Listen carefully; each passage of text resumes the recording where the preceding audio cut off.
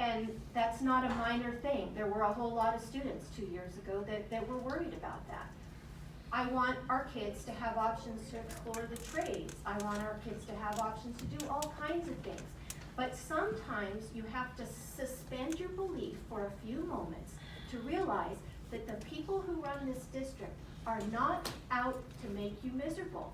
Their intentions are to do good, and sometimes you have to listen long enough and create some belief that we're not intending to ruin things for you.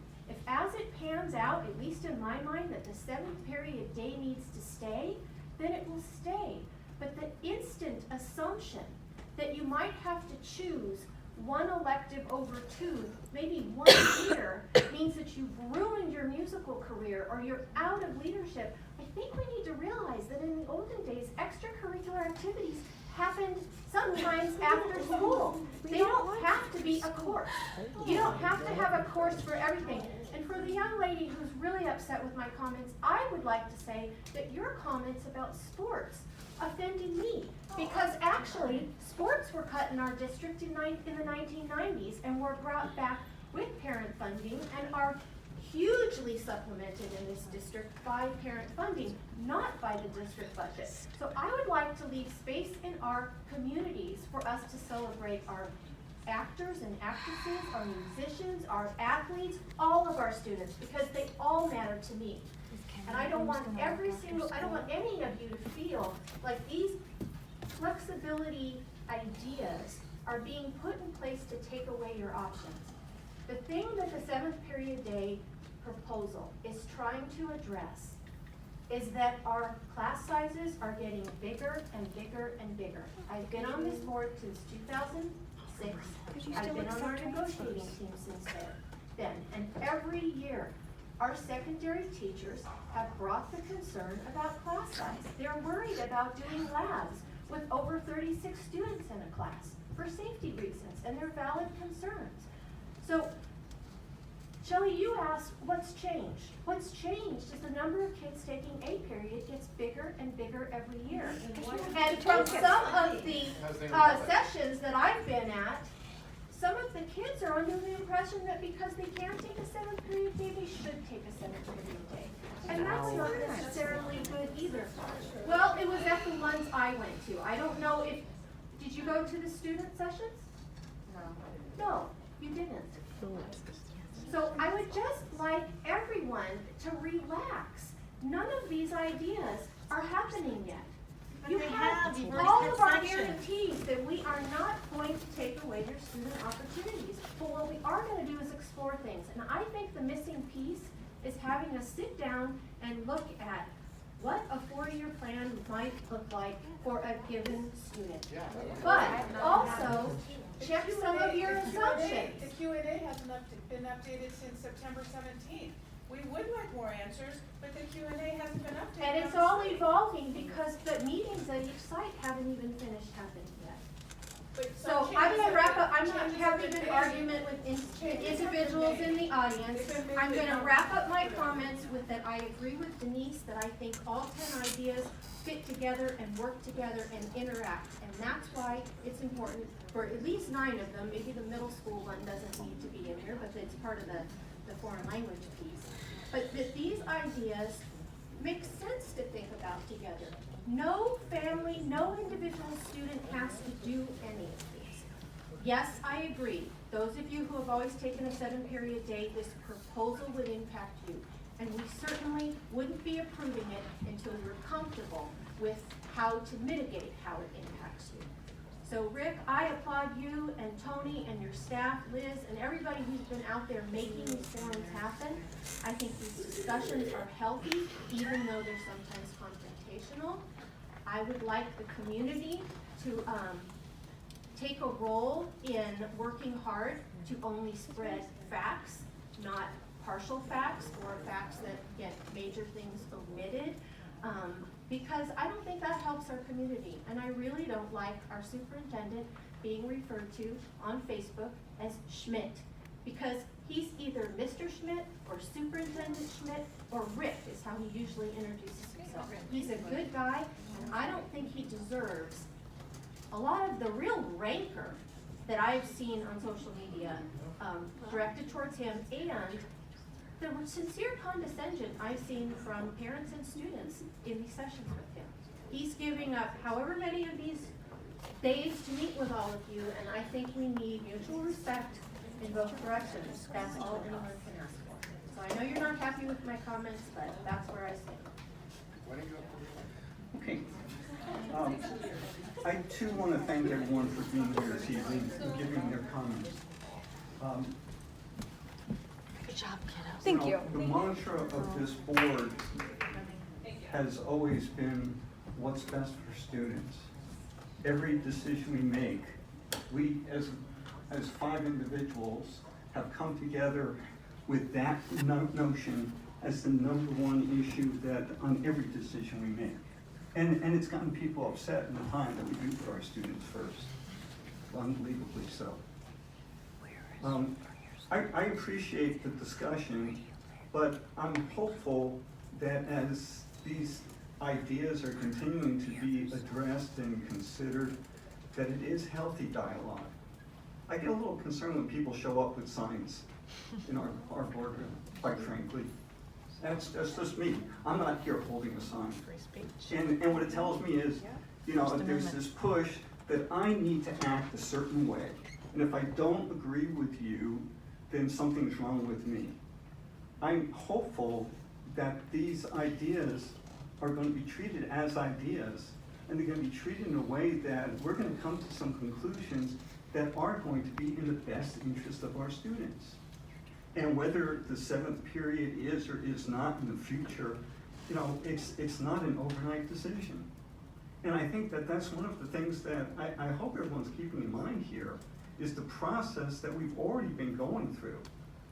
The board had a 2-hour workshop back in September. There's been a number of meetings. I know I've met with students, listening to Rick give his presentation and getting their comments and their questions, listening to, I've attended parent meetings. And what I'm looking for is I'm looking for that input. I haven't made up my mind on 7th period. That is the most controversial of these. And at the same time, as has been said, these are not standalone. There's a lot of intertwined notions here, where when you put one with another, it makes a whole lot more sense. If you take them as individual, in fact, it was something we've talked about. At our workshop, we went through them one at a time. And as Rick started bringing them out to the community, he'd ask, let me talk about all of these first, and then let's have a dialogue about all of them. Now, some of them are going to maybe fall off, and other ones we're already in place. And that's appropriate. I would hope that in our community, particularly our community that's very academically focused, very student focused, that we're trying to do what's best for our students. And what's best is, making sure that, we hear a presentation on Daugherty Valley this evening, and it's one of the top high school academically in the state. And at the same time, we don't want Daugherty Valley or any of our schools or our students to be resting on their laurels. We want to continue to move forward. Well, unless we start looking at ideas and discussing ideas and having a healthy dialogue about those ideas and determining how do we move forward, we have the opportunity to start getting complacent and feeling that what is in place is good enough because, hey, we're better than everyone else. Well, before long, you're not. And I just want to make sure that the dialogue is taking place in a positive way so that we're getting the full input, that it's not being overridden because some folks show up with signs and yell louder than folks that are in the room. I want to hear from everyone. And I believe that the superintendent and his staff have set a course in motion that's going to provide this board the opportunity to hear different voices and get a sense for what the impacts are going to be. And that does, in fact, include money. And for anyone who doesn't believe that money's an issue, it's been said a number of times, different ways. Mr. Marvel, every single meeting reminds us we're the 3rd lowest funded school district in the state, and there are reasons why we are. And we're asking a lot for donations in many different ways from our community. And we depend upon the ed fund. We depend upon the Run for Education, where 9,000 people show up on a Sunday morning. But I'll tell you, at the same time, you know, I just recently, just this past week, got an email from my daughter who works out on the peninsula. And she shared with me, and I won't say what community or what school, but an elementary school sent out a note to its entire parent population and said, this is what our budget is, this is what we need. Basically, we're asking all families to contribute $4,800 per student to make up the difference. You know what that would be in our district? That's $153 million additional in our budget if we were to get something like that. They did it appropriately. They didn't say it was required. They said it was a donation. But the expectation in this particular community may very well get it from a number of them. We're asking a lot from our community in terms of funding. And we're trying to do what we can, the best way we can with the funding that we receive. And quite frankly, it's not going to change anytime really soon in terms of additional funding. So we need to take funding into account. It's one of the pieces of the pie that we have to consider, quite frankly. And to think that we don't, I think we're shortchanging the decisions that we need to make as a community, not just as a board. Like I said, I'm not set on 7th period. My kids both went through the school district. One of them particularly used every opportunity to go to every single class. And then went to college and needed waivers to take more than the accepted number of credits every single quarter as well. So some kids are like that. Others are not going to want to take that 7th period, and we do have, you know, I guess 40% who don't take a 7th period today. But as been said, that number has been rising to 60% now who are taking it. Is it the other way than 40% taking it? The other way, Okay, sorry, I apologize. But there are quite a number of students who aren't taking it. To me, what I'm looking for right now is choice for our students and for their families. You know, what's best for each individual student. And this is an idea that when I was first on the board in the early 90s, we can only think maybe in the future someday we can get to a point where our students really have a personalized instructional plan. That we treat all of our students the way that we really try to treat our IEP students today, who have a specific plan to work through, you know, their educational system. And really want to get there. Each student has, you know, that right, you know, to be treated as an individual for what they need. And I think that, you know, there are a number of things here that, you know, may help to move us more in that direction. I guess one thing that you just said though, about bringing new ideas, well, most of these are not new ideas. These are new to us. They're working in other places. They're working for a long time in some places. And I think that we need to make sure, once again, that we're not being left behind because of our inability to accept the possibility that we might be able to do something differently. And all I ask is that as myself as a board member and my colleagues here on the board reflect on which of these make sense for us to go forward, that we do continue to maintain a healthy dialogue, take the time to fill out the surveys, take the time to show up and have a full dialogue. I would have loved to have heard more from our speakers tonight on the other things. There were very, very few other comments besides the 7th period. I would have liked to have heard if any of those are really good ideas, things that you can get behind. And also, quite frankly, these are ideas that have been brought to us by our superintendent. I would have liked to have heard more ideas from our community. What else should we be considering that isn't on the plate right now? That maybe it's not going to go into the next quarter, but something that we should start considering moving forward based upon your own notions of what we can be doing to improve the environment here, and that includes financially. And I'll leave my comments at that. Again, I do thank you and appreciate your attendance this evening. I appreciate your comments, And I'm looking forward to additional healthy dialogue on these subjects as we move forward to some conclusion on some or all of them. I don't know how many at this point. Well, thank you all for your comments. I'll just start off where I started the conversation, is that these are ideas. They fit a certain vision that our superintendent has come up with, and as a couple of you have mentioned, we hire a superintendent not to keep the status quo, just like any company will not hire a CEO to keep the status quo. You're gonna die as a company. You have to continue to continuously innovate. We hired Superintendent Schmidt to understand our schools, to understand our communities, and to develop a vision. That's what he's done. And I think we all can agree that he's done a commendable job bringing the ideas to the public for feedback. These aren't ideas we are instituting. These are proposals for feedback. And I hope that we can kind of keep that open mind as we continue this dialogue in the open forums. So enough said on the vision. I'll just say, I have heard one common theme on the 7th period idea, that if we take away 7th period or limit it somehow, that will limit access to the arts, the leaderships, those types of classes. And I reflect on my own 4 years at Saramone, and I actually went back and looked at my transcripts to make sure that I can speak the truth. I took band all 4 years. I took a language 3 years, and I sat in that chair for a year as an ASB leadership student. So I had those two electives. I did it in the 6th class environment, so I need to figure out what's changed, because I'm dating myself, I'm going back way time.